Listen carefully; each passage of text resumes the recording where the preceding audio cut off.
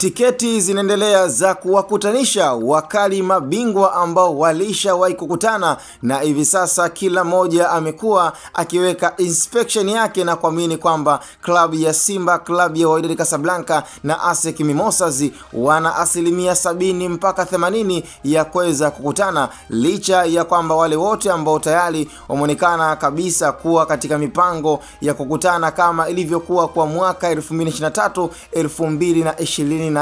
ambapo katika upangaji wa group stage walijikuta klabu ya Wydad Casablanca, ASEC Mimosas na klabu ya Simba, lakini pia bila kuwasahau na Jwaneng Galaxy ambao pia na wao walikuwa kwenye kipengele hicho, licha ya klabu hiyo ya Jwaneng Galaxy ambayo haikuweza kufua dafu mbele ya ASEC Mimosas, mbele ya Wydad Casablanca. Lakini kwa hivi sasa Simba Sport Club wekundu wa Msimbazi ambao wameendeleza unyama na ukali mwituni kabisa kuhakikisha kwamba Simba kama Simba inaendelea kuwa ni timu bora barani Afrika, ambayo hivi sasa hakuna timu ambayo imeonekana kuthaminiwa na CAF. Ndio maana katika tuzo za Inter Club of the Year Simba Sport Club katika zile timu 10 Simba na wenyewe imo, licha ya mashabiki wa klabu ya Simba wakijiuliza Yanga wako wapi, Yanga wanafanya nini mpaka katika zile timu 10 bora ambazo zimeweza kutolewa na kuziingiza katika tuzo za Inter Club of the Year,